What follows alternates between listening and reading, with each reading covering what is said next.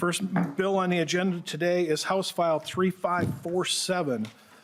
Chair Swazinski, please come forward to the testifier table. And do you have some testifiers? I believe so. I'm not sure if they're in the room yet or not. Yeah, if you want to come on up. Sorry, I missed you over there. Yes, Chris Swazinski, you want to move I will my bill move for me, House Mr. File Chair? 3547 before the committee with the recommendation that it is re-referred to Elections, Finance, and Government Operations Committee. There are two amendments to the bill, but I'd first like to have you explain the bill, Representative Swazinski. Explain the bill, certainly. So it's no secret that in the state of Minnesota, we enjoy summer, we enjoy lake life, we enjoy all the trappings of what America truly is, and that's recreation. And, you know, one of the things we have done for decades and years is celebrate 4th of July with fireworks. The separation and the annual travel to other states to purchase said fireworks is part of that celebration. Whether you're driving to North Dakota, whether you're driving to South Dakota, whether you're driving to Iowa, whether you're driving to Wisconsin, to purchase the means to celebrate is part of that annual tradition to go to a lake. You also make a stop across state lines. And this is just a bill to celebrate the 250th anniversary of America. And what we can do is also drive policy and spending to meet some goals that we also have within the public safety community. That's what the bill does. Thank you, Mr. Chair. Thank you, Representative Swazinski. Can you have your testifier identify themselves and begin their testimony? Thank you, Mr. Chair and members. My name is Andrew Bellin. I live in Pine City, Minnesota. I am a Minnesota state licensed pyrotechnician. I have 10 years of experience with fireworks, 3 of them being with a professional display company doing shows around the state for cities. I am an aspiring small business owner, hoping to open a small retail firework business here in Minnesota in 2026. I'm here today to ask you to advance House File 3547. I understand that safety has been a concern in previous years. As a licensed operator, safety is my profession and my priority. But the reality is simple. Minnesotans are already lighting recreational fireworks regardless of our current laws. Prohibition has not stopped use. It has only pushed sales across borders. We are losing significant revenue. Many police departments are not responding to firework complaints regarding the current law. All neighboring states allow sales of fireworks to many Minnesota residents, which we are one of 21 states that prohibits aerial fireworks. This bill finally addresses that imbalance. By legalizing and regulating these products here at home, Minnesota gains revenue that currently leaves the state, better oversight of what is being sold, improving education and compliance, and direct funding for fire departments and safety programs. House File 3547 is not about expanding risk. It's about managing reality responsibly. Minnesotans deserve a system that is transparent, enforceable, and beneficial to our communities. This bill accomplishes that. It supports small businesses, strengthens fire service fundings, and keeps Minnesota competitive with our neighboring states. Fireworks are not dangerous compared to other recreational activities that are legal currently in this state.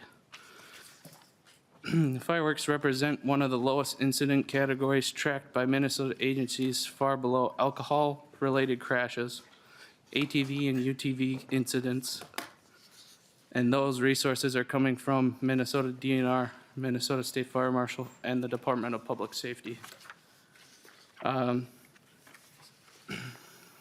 It's also America's 250th birthday, and what a way to celebrate our great nation by finally legalizing aerial and audible fireworks. I'm genuinely excited to become a Minnesota small business owner and to serve my community with pride, responsibility, and transparency. For those reasons, I respectfully ask you to advance House File 3547. Thank you, Mr. Chair and members, for your time. Thank you. Next testifier will be Andrew Salma, Edina Fire Chief in the Minnesota Fire Association Coalition.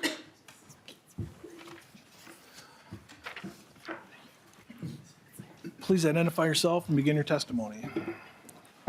Thank you, Chair Devotny, Chair Moeller, and committee members for allowing me to testify today. My name is Andrew Slama. I'm the Fire Chief for the City of Edina.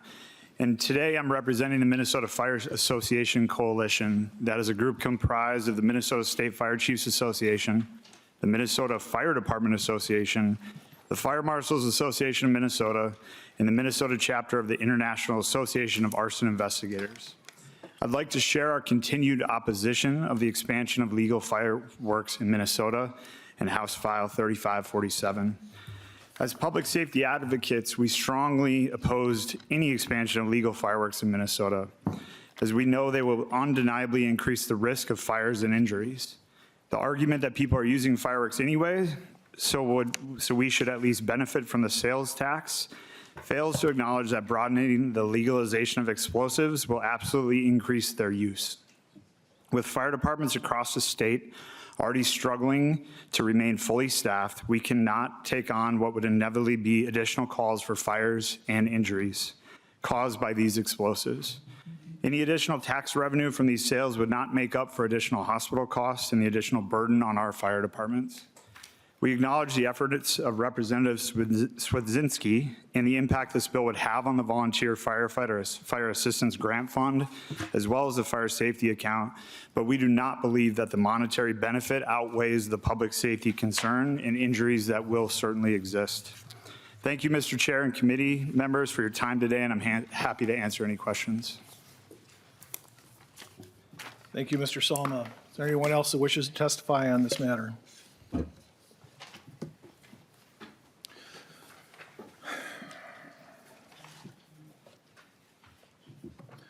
Any questions for Representative Swedzinski or his testifiers at this time?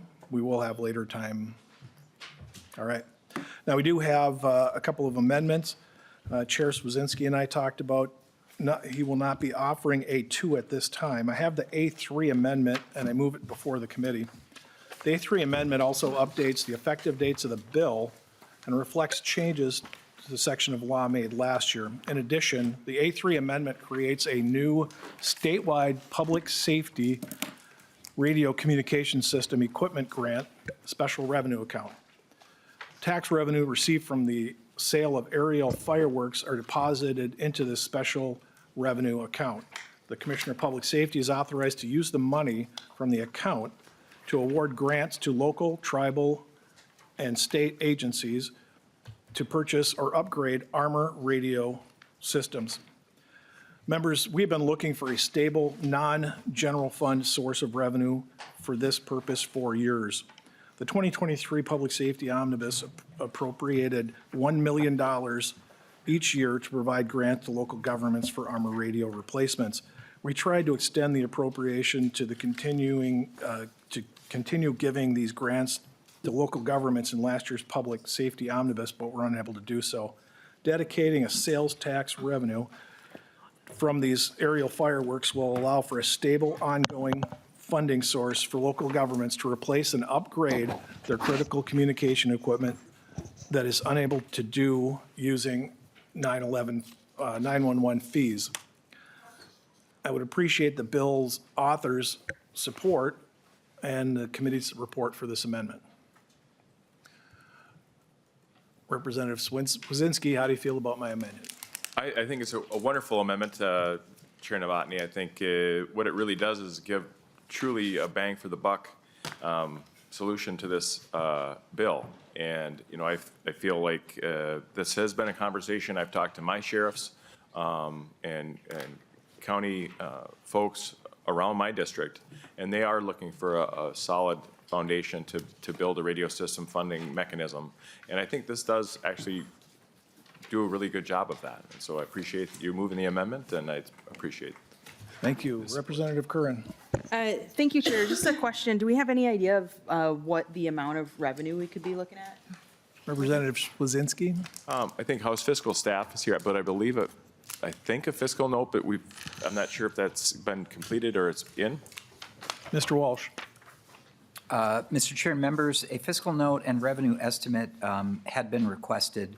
There was some difficulty with the original language of one of the earlier drafts that the Department of Revenue wanted corrected, and so that's been corrected, and the revenue estimate is a little bit behind schedule, so we don't currently know how much revenue will be generated by this proposal. Chair Novotny? Representative Curran. Yeah, oh, go ahead. I think, Fair I enough. mean, in Representative past, Swazinski. when this bill has been brought before, I think it's been in that $3 to $6 million range, but, just from a rough estimate, but it could, my guess is it'll fall someplace within that range. Fair enough. Thank you. Representative Rapinski. Thank you, Chair. I just wanted to say, as a former firefighter and the representative of district that is literally right across the river from Wisconsin, I do see the ease of availability to obtain fireworks, the use in our community. I will be supporting this bill. Thank you for bringing it forth. And Chair, can I also add that I'm going to dub this the Freedom Act, which would be fireworks rights encouraging enjoyable displays over Minnesota. Ba-dum-bum. Chair Mueller. We're on the A3, right? What's that? On the A3, okay. On the A3. To the A3. I am going to support the A3, but I will just note that we had a bill that we introduced last year, House File 3230, that would provide for a service fee on cell lines at 50 cents a month. It would bring in about $36 million in revenue. So I think we both agree with the need to fund upgrades to armor. I really prefer that approach as opposed to this approach for fireworks. However, willing to accept the amendment for now. Thank you. Thank you, Chair Mueller. This, for me, the amendment is it's a voluntary tax that people don't have to pay, and it won't unduly affect anyone that doesn't want to pay it. I will tell you that as a private pilot, I have flown on the 3rd of July and the 5th of July, never on the 4th, because the weather is never lined up for me. But I can tell you, especially if one of those dates is on a weekend, the state of Minnesota did not get the memo that aerial fireworks are not allowed. Flying out of Princeton, I can see from about 1,000 feet, I can see up to Mille Lacs Lake when I take off to the north. The people of Mille Lacs Lake did not get the memo. If I turn to the south and I can see into Minneapolis, and it is a solid sea of fireworks. Now, I understand the fire department's concerns, but that is something that is, well, I'll leave that for the bill.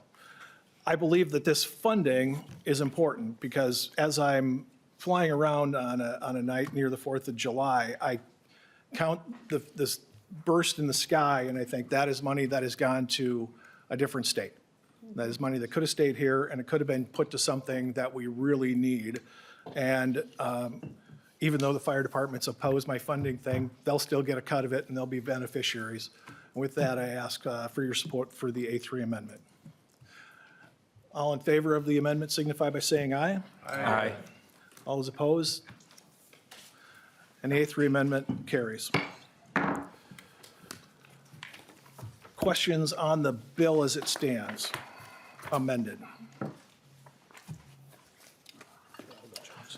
Representative Johnson.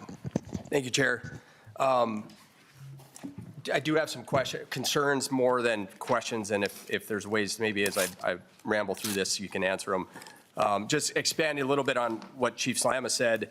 He didn't quite describe some of the things that firefighters go to. I've been a professional firefighter for 24 plus years. Often when we get called, it's when things have gone bad. Usually there's a mix of alcohol, explosives, and often kids in that realm. I've spent time sifting through yards looking for fingers that people have blown off. I've gone to calls where they've blown up in people's faces and ruptured eardrums, damaged eyes, head injuries. Often to the fire piece, like they're used outside, they're used kind of indiscriminately. We don't know where they land. The number of wildland fires that start with them, it's a bigger issue that we're going to see here in the future. So just from that perspective, like that is the reality of what these things do. And that concerns me to just open it up. I guess I'm generally not one of the, because the law is not enforced, we should just remove it way of thinking. But one thing that we haven't talked yet either is the impact of veterans. There's a ton of studies out there on the irony of the celebration of freedom, if you will, and the impacts it has on those veterans with post-traumatic stress, that when they hear those explosions, when they're not expecting them, what that does to them. And, quite often, I work with a lot of veterans from the fire department. My dad's a veteran. They go to places to try and escape that. They leave their homes, they go somewhere else to be more isolated during the 4th of July and those times around it. My concern, one of my big concerns with this too, is it opens up that window. I mean, right now, to the chair's point, I live in a relatively rural part of Duluth, if you will, and the weeks leading up to and following, there's fireworks almost every single night that I can hear and see and everything else. I think that if we open it up, it's going to be more prevalent and cause more of those issues. So those are some of my biggest concerns. I appreciate the creativity with how we fund the radio system, but I would hope that we had looked somewhere else to find that funding. So those are just my comments based on my personal experience and thoughts on the bill. So thank you. Representative Hollins. Thank you, Mr. Chair. I'm wondering when maybe I don't know if this is a question for the bill author, when the original statute went into place that restricts fireworks, does anybody know? Mr. Chair, I did spend 5 seconds just before, when I got up here to look at that, and it's probably loaded, but I wasn't able to find when that statute actually came in to place. That'd be probably a good question for nonpartisan or John Hallquist, who's quite experienced here at the House. Phoning Representative Bliss. Thank you, Mr. Chair. I live in Lake Country and I have a resort. And on the 3rd, 4th, and 5th of July, like the chair was saying, it's lit up. They're there. In Bemidji or Pennington, where I live, it's a very short drive to the Red Lake Indian Reservation. And they have a full supply up there that you can purchase. And it's already there. So it's, I want to see this bill, Representative Swedzinski. I appreciate you bringing it through. And I would like to see a roll call on this bill, please. Representative Bliss has asked for a roll call. Representative Hollins, you still had the floor. Okay, thank you. A little confused there. Thank you, Mr. Chair. I'm sorry. You owe me now. Okay, I was just wondering because I was hearing folks say that since this has been in place, we haven't actually seen a reduction in harm and nobody's actually using fewer fireworks. And I just was wondering if there was actual statistics on that. I'm sure we can all find examples from within our lived experience where there are fireworks that are being blown up at the wrong times and the ones that we are not legal here. I was just wondering, statistically, if that was true. But that is probably too complex of a question, and I wouldn't expect you to know the answer to that, especially because Representative Rapinski's over here telling me it was in place since 1941? Yeah. Okay, yeah, we don't have the data on that. So my other comments are, I don't think I can support this bill, and it really occurs to me, having just sat through tax committee where we talked about how HCMC is on the brink of closing, and they have the burn trauma center that is renowned in the entire state, and that people from all over Minnesota are sent to HCMC for burns. And now we're talking about legalizing something that would ostensibly create easier access to more people getting burned, while simultaneously our trauma centers are being closed. And I know it's a problem around rural hospitals as well. And so I really see this as, I know in the legislature we tend to think in silos, and I won't go on and on about the tax implications at all, but I do think that when we're looking at this, we're setting ourselves up for a disaster situation, right? Where more people have access to more dangerous explosives while simultaneously our healthcare facilities are closing at a rapid rate. And I would hate to think of how long it would take to find, I don't know, send somebody to somewhere in Wisconsin or Chicago if they really needed skin grafts and things like that. So for those reasons, I really think we need to be careful about how we think about bills like this, because there are ramifications beyond just having fun. And I especially think, no offense to you, Mr. Chair, but the change in where those proceeds are going also disturbs me, because the people who have to deal with the ramifications of newer, bigger explosives being more easily accessible, now those folks aren't getting money. There's not money going to firefighters specifically who get called onto duty. I don't think that Representative Johnson talked about this, but he told us about searching yards for body parts, right? Like, that's a reality that our firefighters have to go through when people play with these incredibly dangerous explosives. And so I am going to have to be a no on this. Sorry if I'm a killjoy, but, happy 250th birthday to America. Sparklers are great. Representative Hollins, duly noted as a killjoy. Mr. Johnson has the answer to your question on when it was enacted. Mr. Chair, members, I think it sounds like Representative Rapinski did my job already, but the ban was put in state law in 1941. Representative Engen. No. Out. All right. Anyone else? Chair Moeller. Thank you, Mr. Chair. I don't think I could express it any better than my colleagues did, and for the reasons they stated, I'm going to be a no vote. Thank you. Representative Rapinski, Swazinski, I really want to thank you for bringing this forward.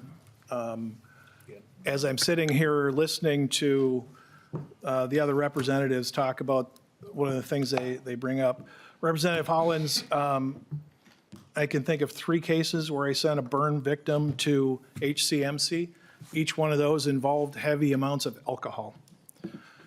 And that also addresses Representative Johnson's question or statement about alcohol. And unless you want to have a bill to take away alcohol, I think that plays a bigger part in a lot of these things than anything else.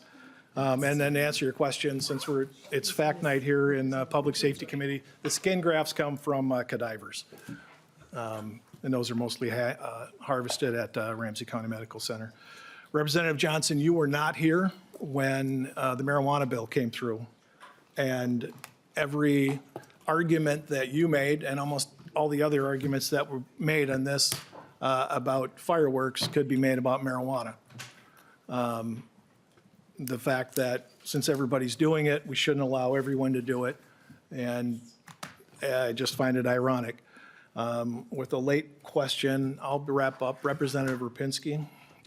Thank you, Chair. I just want to make one comment that when voting no for this, I wonder if those people have used fireworks, or families use fireworks, aerial stuff, or if they plan on using fireworks again in this holiday. So I would wish that when you make this vote, you consider the fact that if you're going out and buying fireworks and you yourself are lighting bottle rockets and stuff off, that you're saying it's okay for you, but it's not okay for the rest of Minnesotan to do that. So, thank you. Representative Rapinski was looking at me when he said that question. I will plead the fifth. Representative Swazinski, to your bill. Thank you. And are we still on the amendment? No. No, we are at passage, sir. All right, sounds good. No, I appreciate the committee's time. Appreciate the opportunity to talk about this. I think this really is a good conversation for us to have here at the legislature. It was brought up that alcohol has normally been involved with some of the accidents. I represent Granite Falls, which is where Congressman Volstead, the Volstead Act, did ban alcohol. It didn't work out so great.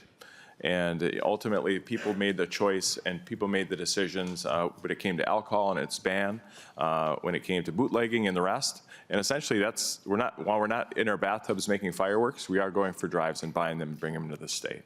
And I think, as we have this conversation and as we wrap up session in the next month or two, it would be my hope that we could at least consider some negotiations, maybe look at a way we could narrow this in ways that might be beneficial to different areas of the state and the amount of population density that could be affected with sales, but also, where the building, if the buildings are going to be used, solid buildings or tents, oftentimes the sales of these are to raise money. So if they use temporary tents to sell fireworks and help organizations raise money beyond this. So it's not just a sales tax, but it's also used by organizations to raise money on behalf of their organizations within their communities. And so, we have some great opportunities here to grow business, as my testifier talked to, and grow businesses and create jobs, and just base those here. So sales tax are paid, jobs are created, just across the border. And so with that, I would appreciate a green vote. And you can use just one finger if that's all you've got to vote. I renew my motion that House File 3547 as amended is re-referred to the Elections, Finance, and Government Operations Committee. A roll call being requested, the clerk will take the roll. Novotny, Yes. Moeller, No. Whitty, Yes. Feist, No. Berg, No. Bliss, Yes. Curran, No. Durin, Yes. Engen, Yes. Greenman. No. Harder, Yes. Hollins. No. Hudson, Yes. Johnson, No. Pinto, No. Ream, No. Rapinski, Yes. Schwartz, Yes. Steer, Papke,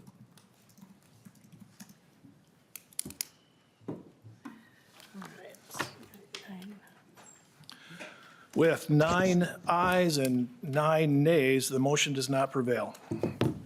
Thank you, Representatives Swazinski, and to your testifiers.